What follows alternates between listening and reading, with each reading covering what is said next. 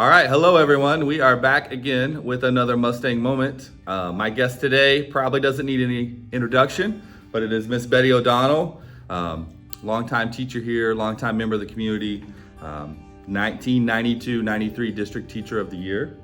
So, and I'm sure that was well deserved, but really excited to have her here today. And so I just want to briefly share how I first met, everyone calls her Betty O, how I first met Betty. We were at the fish fry that the ag has, and my wife Shelly said, hey, she's asking around, what dessert do we need to buy? And of course everyone said you have to buy a Betty O'Donnell's coconut cream pie. I don't even like coconut. I was like, whatever. We buy it because auctions were made for my wife because she's $400. Super competitive.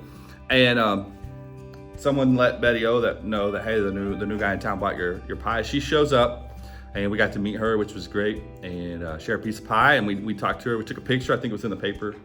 But that's how I first met her, was about and around her coconut cream pie. So Wow.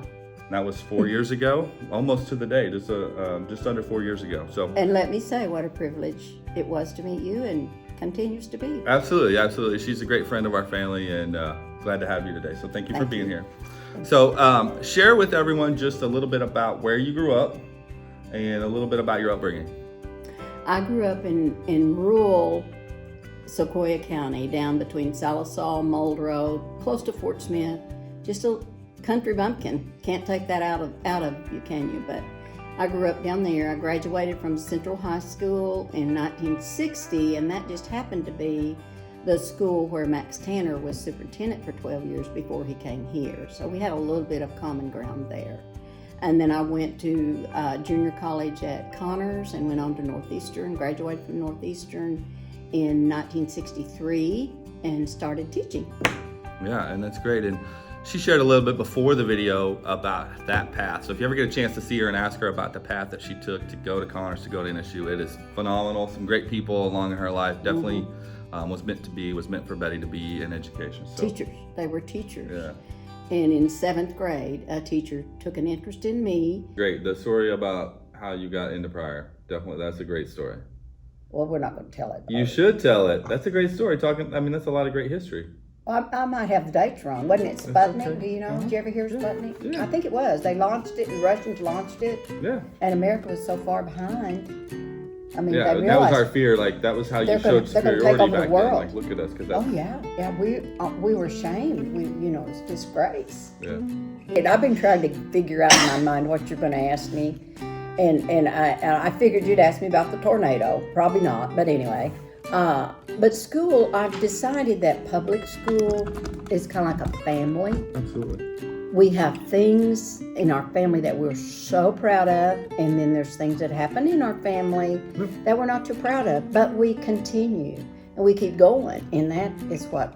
And that's the heart of public school, and that's 100%. Where my heart is. Because I would agree. if it hadn't been for public school, I'd be down in Sequoyah County, sitting on some little old front porch, dipping snuff, and not knowing a thing. Exactly. Because I was a kid that couldn't your afford. way, yeah.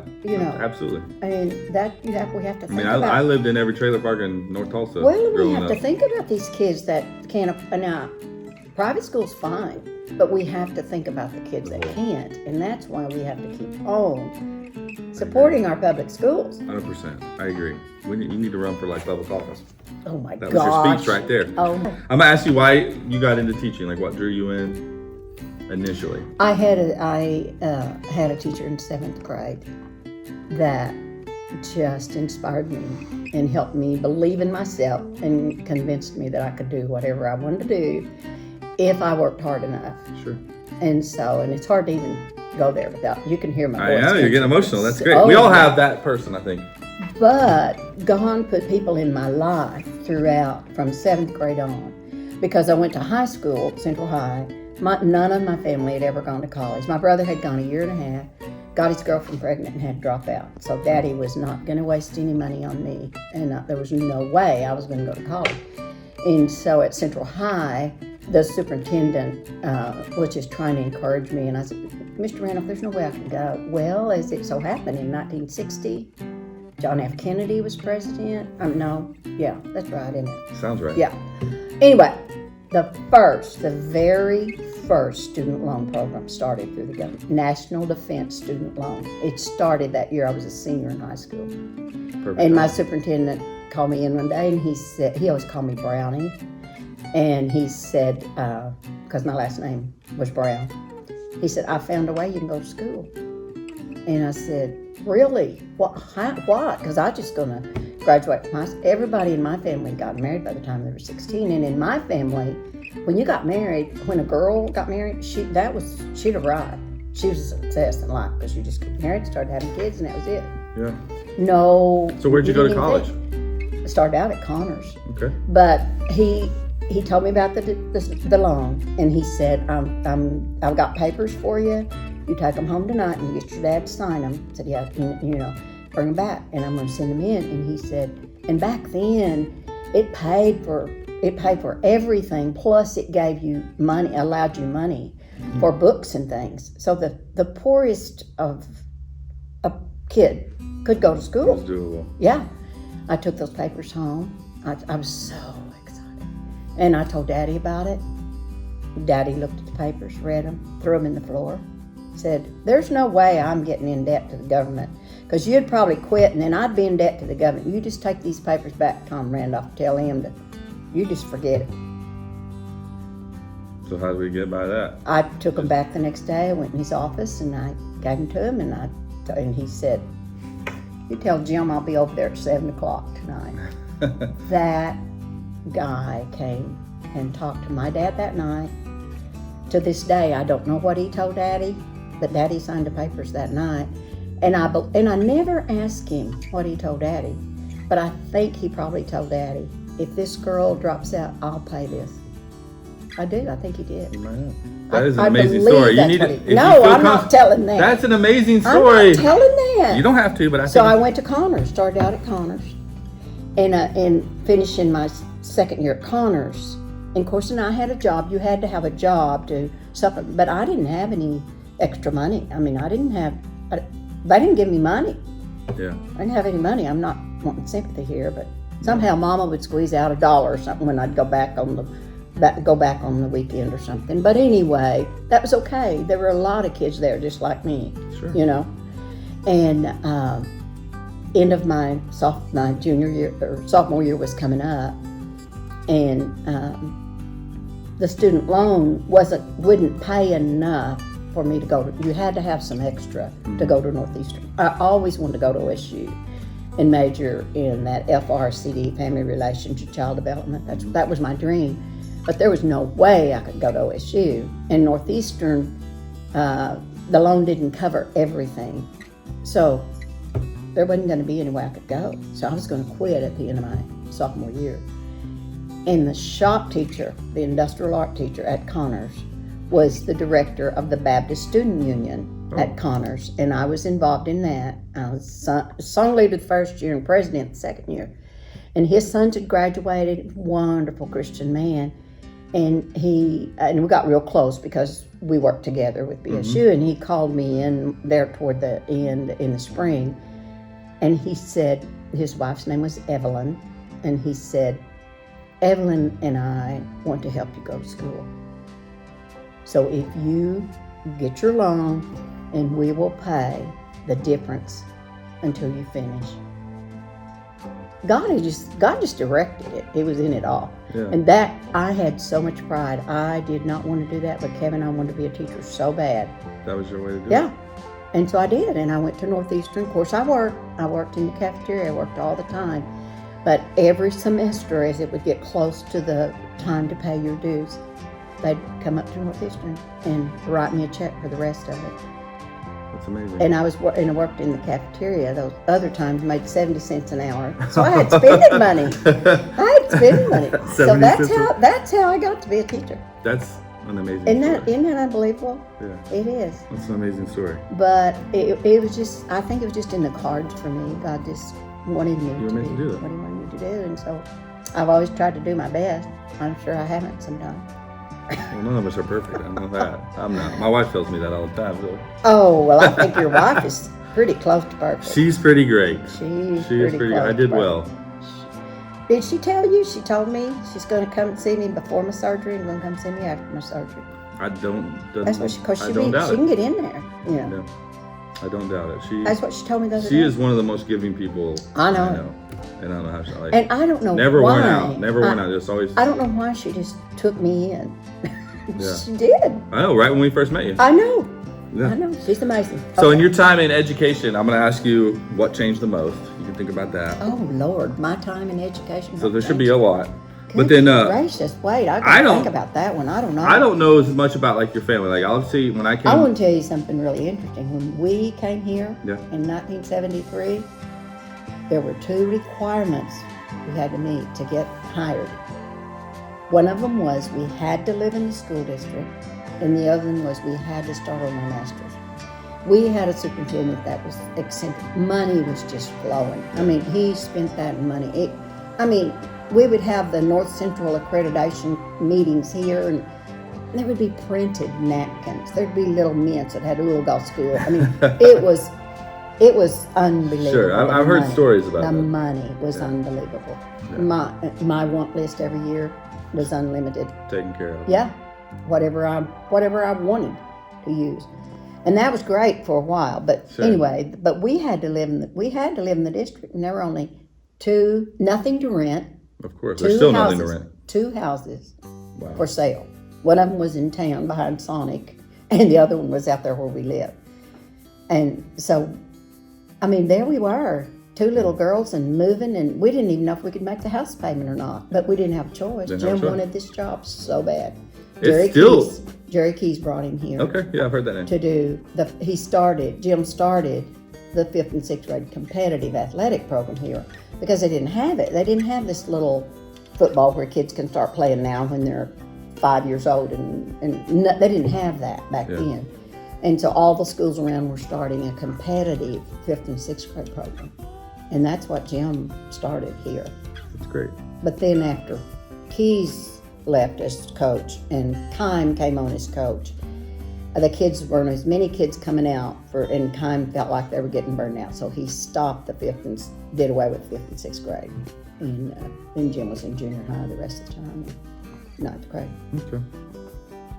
Man, you have so many great stories. I know, but we're not going to tell them all today. You tell whatever you want. No, you told me you have 6 minutes. No. I started to tell you I can't answer anything in 6 minutes. Maybe what day it is. I want to talk about your family. So they all went to school here?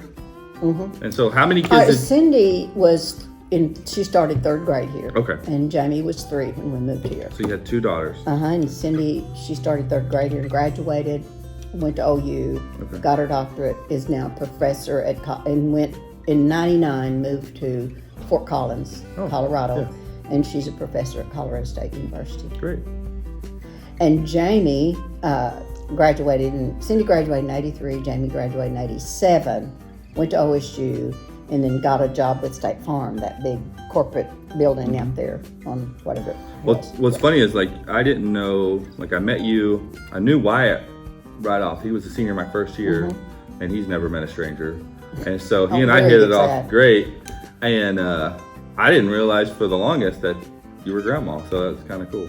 Well, yeah, I'm proud of my boys. And then Jamie decided to stay after she got married, and she got right out of OSU. She got her job at State Farm, and she was there almost 28 years until it moved out of Tulsa. It'll be 2 years in August. Yeah, and so she did very well, and I was thrilled that she chose to stay here. And Cindy and them, after she got her doctorate, she applied at 2 places, Purdue and Fort Collins. And she loved Fort Collins. I love Colorado. So they went to Fort Collins, and I took my grandbabies. Thought I was going to die. You don't die of a broken heart, I've learned. But I thought I was going to. Took my grandbabies and went in 99, went to Fort Collins, and they're still there. Still there. Good for her. And her husband, they were high school. Their senior year, he asked her they were friends from 4th grade on, real good friends. They were in chorus. They just did everything together, and I always liked him. And I tried to pick him out for it. I tried to get her to date him. Mom, we're just friends. Senior year, they went to the prom together because neither one of them had a date.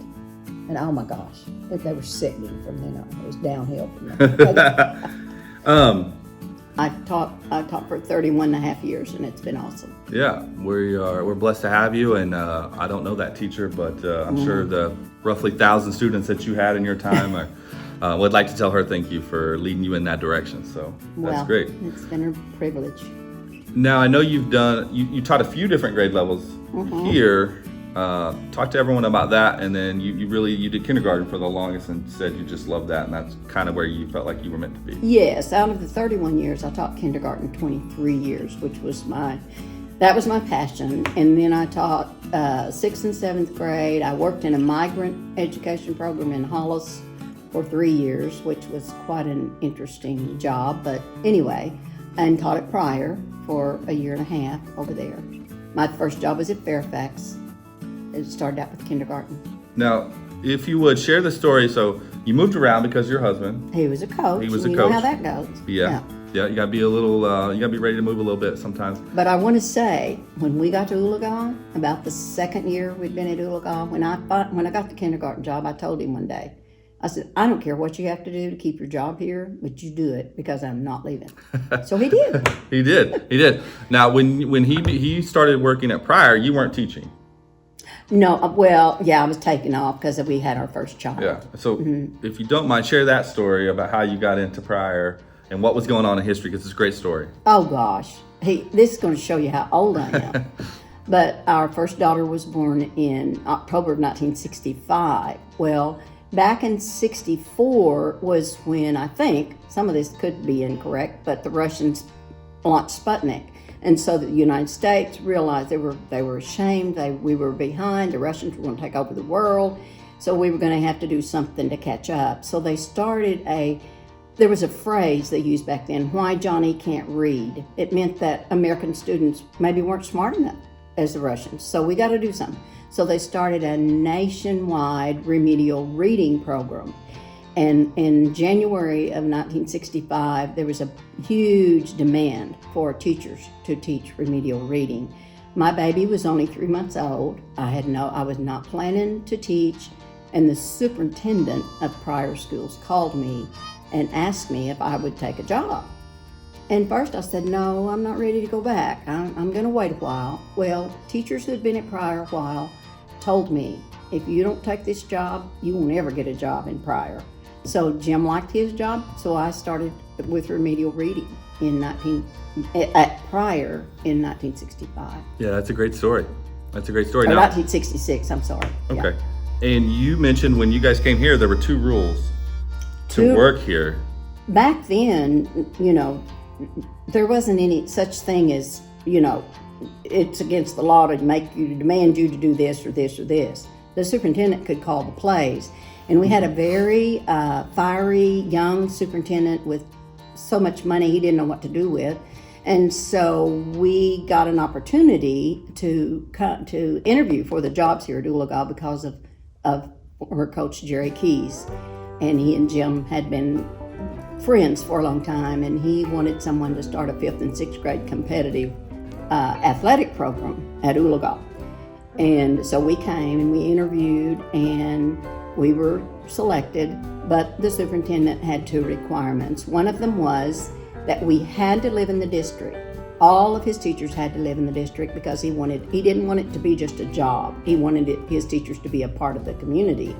And the other requirement was that we had to start on our masters, because his dream was that any teacher at Oologah had to have their masters, which turned out to be the greatest thing for us, because then later on you make $1,000 more a year if you have your master's at Oologah, so it paid off.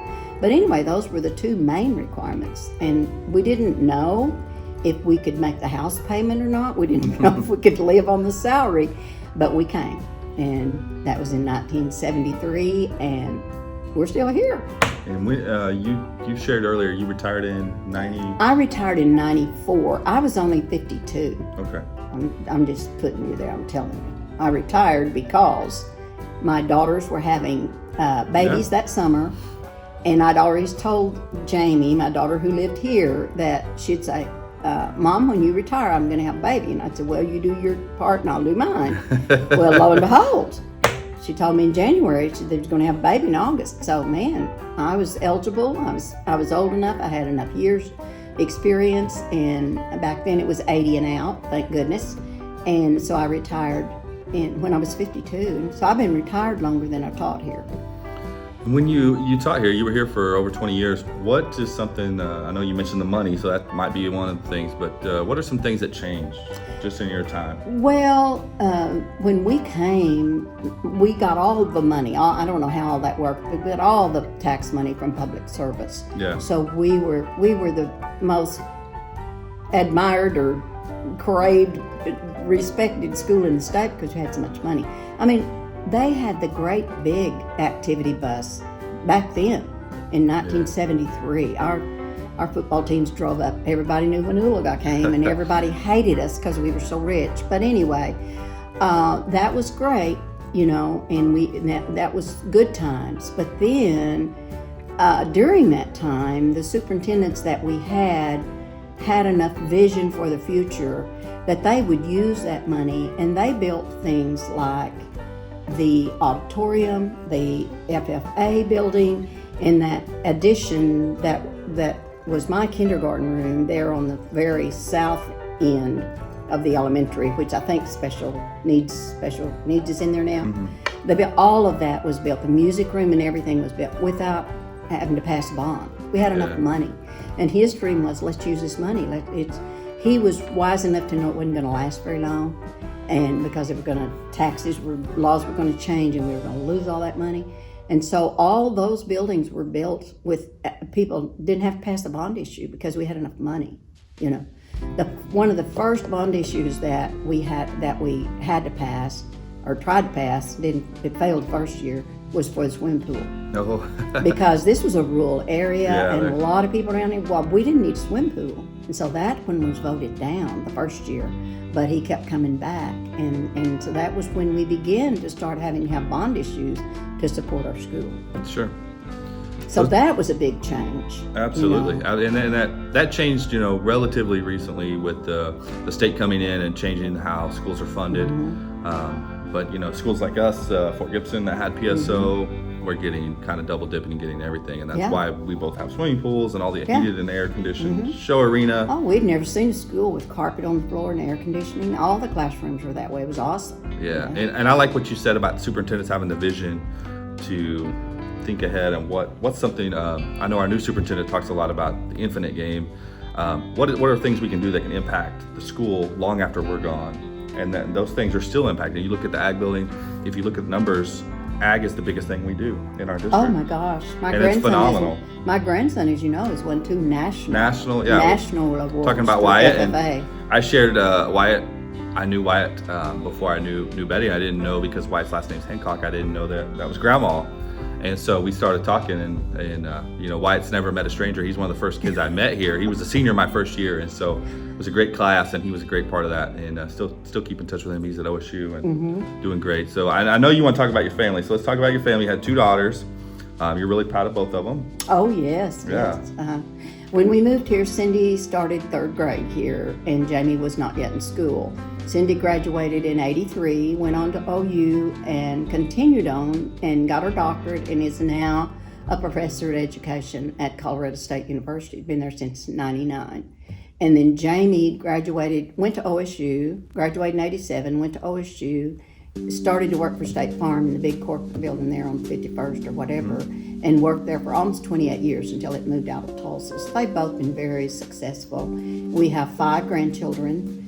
Jamie has the 2 boys, and Jamie chose to live here, which thrilled me to death. And those 2 grandsons also went to school here and graduated from Oologah. So Oologah Schools has been a part of our life for, 73, you do the math, 48 years. Yeah.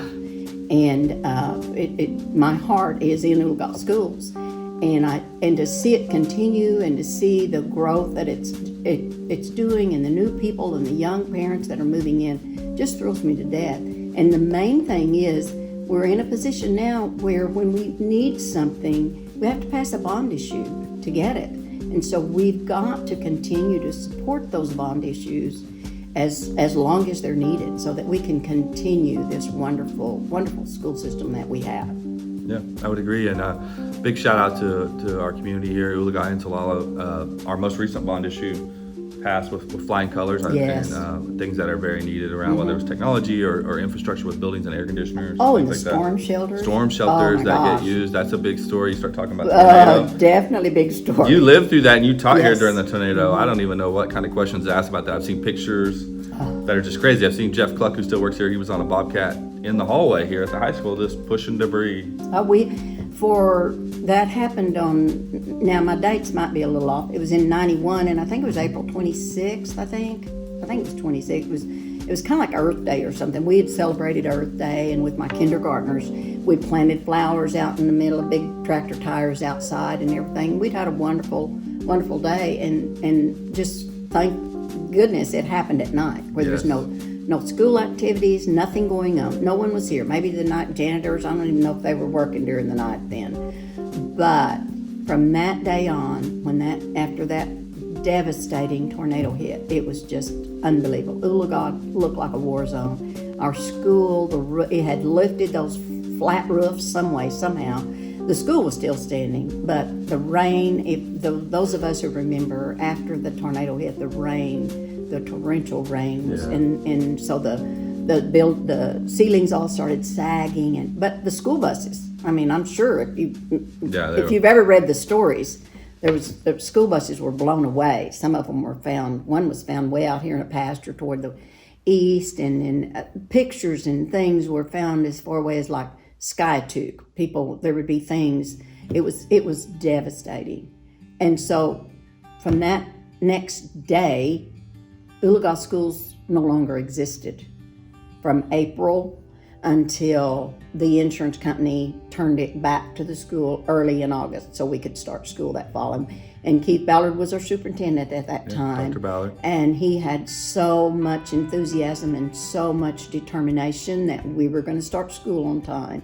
But that summer was the insurance company owned the school, and it was unbelievable the work that went on. Yeah, I've talked to Dr. Ballard, and I've talked to Jeff Cluck a lot, who still works here, just about the turnaround and how quickly the community was able to rally around the school. Oh, and yeah. I mean, you think about having a massive tornado at the end of April and starting school in August. It's kind of unthinkable nowadays. But they were able to do it. And yes, but we were able to continue. I mean, we used a First Baptist Church. I had my kindergarten graduation in First Baptist Church. I had my teachers' conferences at the end of the year. We continued on with things. I mean, school continued kind of behind the scenes. Sure. And the teachers would come. A lot of the teachers came up and worked on the construction. And then they set up, the Red Cross set up, at that time we had a community building down in the park. And they were doing meals and everything. And some of us as teachers, we couldn't come, we weren't required to do it, but I volunteered down there and helped with, and a lot of the teachers volunteered down there. We all worked together. It was amazing how the community just all came together to rebuild our school, because from the time we came, this school has always been the heart of this community. Sure. It's what drew people here, and I think it continues to draw people here. I agree. All the buildings, all the new homes, and people that continue to move in. There's 2 new houses under construction right in town. In Oologah, you come, I was driving through today.